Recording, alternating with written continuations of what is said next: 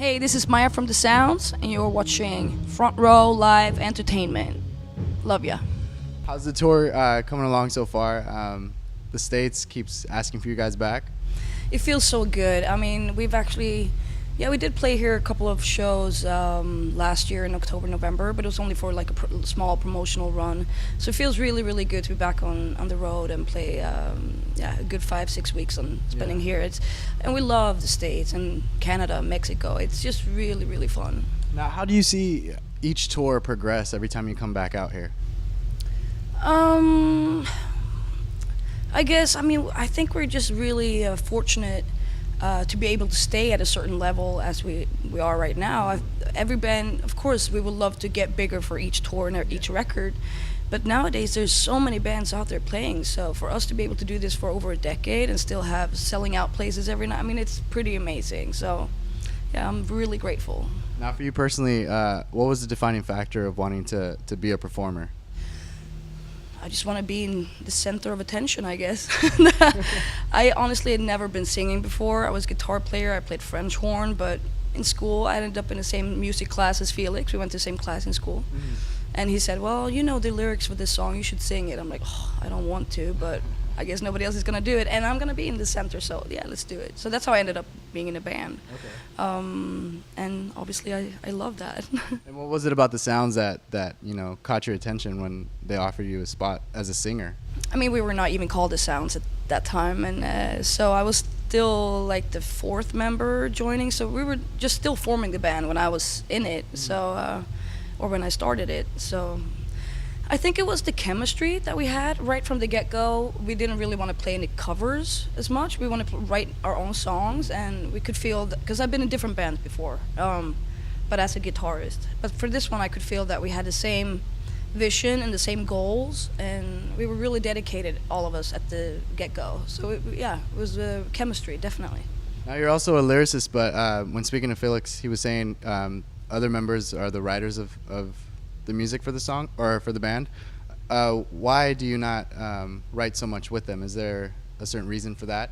It's actually been a little different from each record. Okay. The first record, I did write some of the music and all of the lyrics. For the second album, I wrote a little bit of a song, but and no, maybe 75% of the lyrics. And now it's been a little different. And I think it's a strength that we have as a band, that all of us are almost not equally as involved, but everybody has a saying and everybody has a creative input. And I think that has been a good thing for our band. So I think, well, the guys also really do enjoy hanging out with each other, even off tour. And sometimes I need a little bit more of time on my own, I guess. Okay. I don't know if it's a girl thing, but sometimes it's nice to step out, and it's nice to miss the guys every once in a while, which is hardly ever, but yeah. I love them, don't get me wrong, I love them to death. Now, it's been about 16, I know, I'm sorry. No. It's been about 16 years that the band's been around, 10 of them touring. But what has been, the biggest hardships that you guys faced when trying to break into the States from Sweden? What was the hardest thing? Yeah.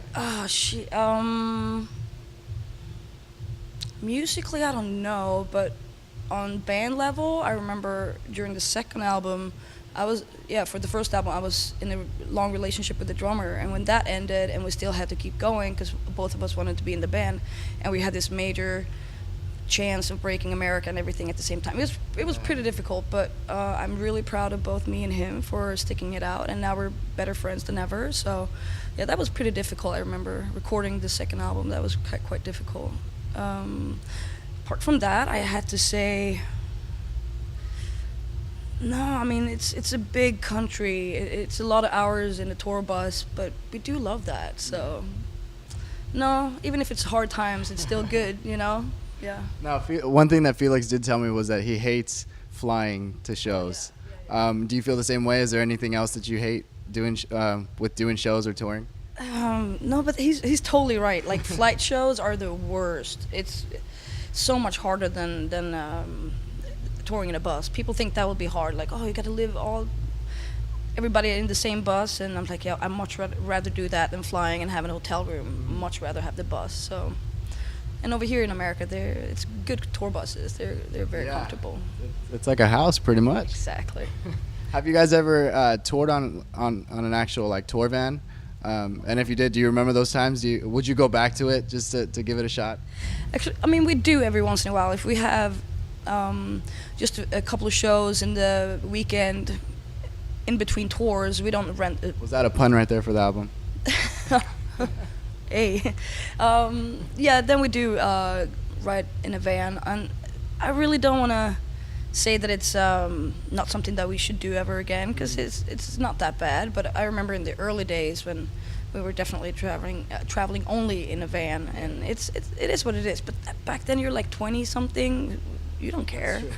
Like you can sit like this for 16 hours and still be stoked. That's true. Not anymore. We have bones to worry about. Exactly. Exactly. Now you guys have experienced Warped Tour a couple times before. And Warped Tour's actually been, a big avenue for a lot of bands and musicians. How did this tour form you guys? Individually as a musician and collectively as a band. I think the first time made the biggest impression on us. Also because we were the only foreign band on the tour, and it is like 50 bands or something. It's crazy, and we got so pampered because we were like. We didn't look like the other guys did, and I was wearing like dresses and high heels, and we were playing synthesizers, and it was like back in 2004. People didn't really play that kind of music. Yeah. So we got a really good support from all the other bands and the crowd and everything. So it was really cool because it's so different from anything back in Europe or Sweden, and it really did. I don't know. I think for us, we've always had that kind of punk rock attitude on stage, at least. Like our live shows has always been very energetic. Yeah.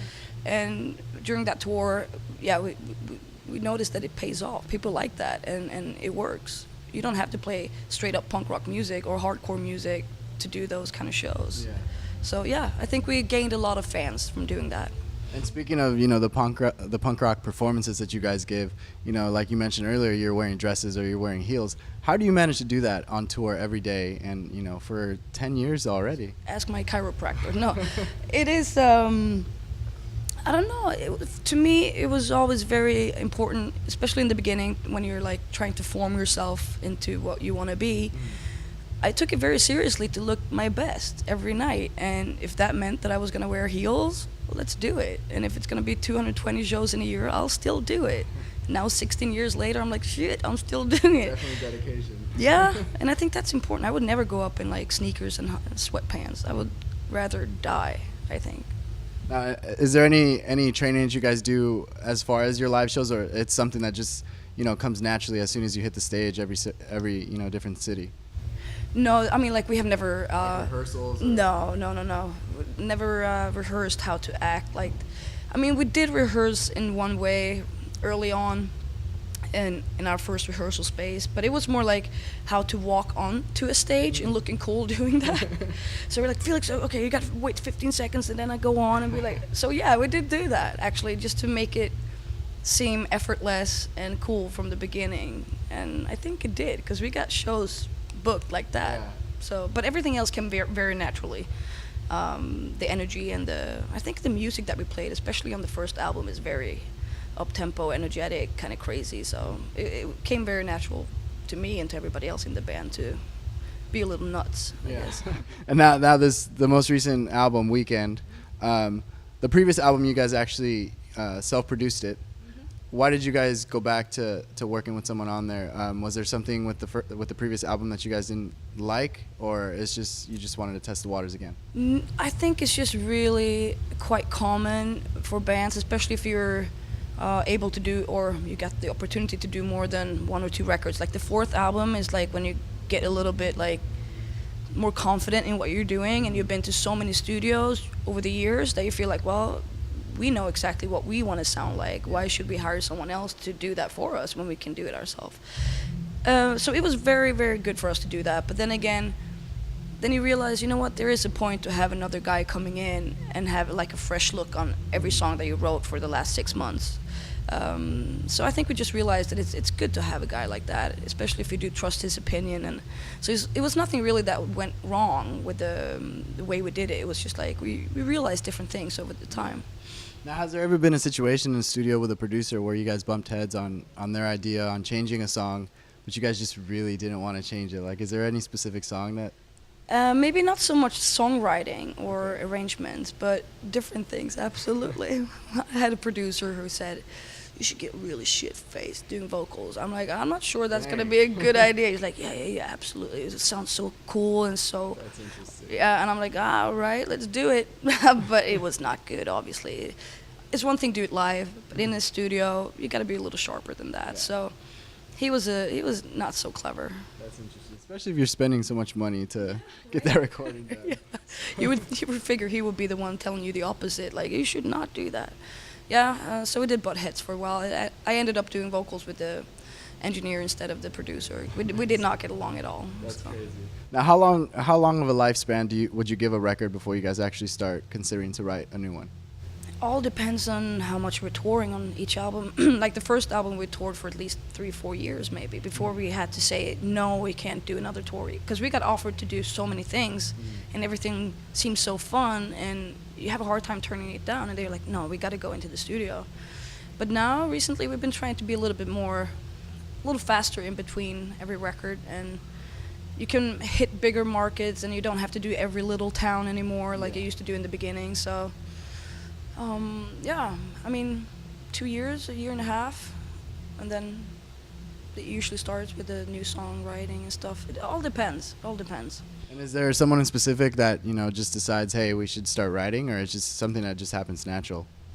Usually Felix and Jesper are definitely the two main writers in the band, and they are the ones who usually start off writing something, because they write to other artists as well. And sometimes they have stuff laying around, or we start to rehearse and we hang out in the studio and they show something. And I write a lot more lyrics when I'm home. I don't do that so much in the studio because it's different now. You're like a closet writer then. You don't want anybody around you. Well, the funny thing is you usually start off with the guys maybe writing the first sentence or the first verse or like part of the chorus, and then I got to fill out the rest of it. So it's a little bit for me I need to hear the song and the music to get into the right mood and know what I should, write about, I guess. Yeah. And it's hard. It's so different too, like now with Logic and Pro Tools, and that is so common to use. It's a different writing process, I think. It's not like being in a rehearsal space, playing and jamming and playing music together. It's totally different. Now, I know you've done guest vocals for a couple artists before. Have you ever planned on trying to bring some artists into your records to do some guest vocals, or is there any specific artist that you would like? Oh, that's a good question. I guess it would be really cool to do some duets with... Yeah, there's a couple ones. There's a Swedish one, Swedish girl woman. Her name is Leila K. Okay. But she's like a homeless prostitute right now, so I don't think maybe she will be actually pretty psyched. Debbie Harry obviously would be super cool to do something with.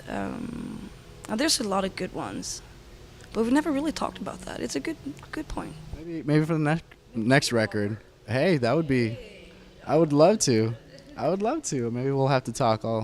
We'll exchange information and then we'll start rehearsing or something. My people talk to your people. I like that. Now, obviously, you've been doing the music scene for quite some time, and is there anything that you would also like to try doing outside of music?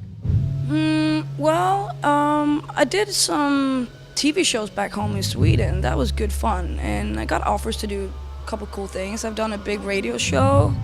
It's not like radio, sit and talk in between songs. It's a totally different thing. And this TV show I did is, it's like, it runs throughout the whole fall in Sweden. It's many episodes. It's like the most watched TV. It's crazy. And I got offered to do it, and a lot of people want to do it. So I was really surprised, but very flattered. And it was something that I actually thought was pretty fun. But I don't know. My mom always said I should be an actress, but I don't know. I don't think that would be good. So I'm pretty... we'll see you on the big screen someday. And exactly. I don't know.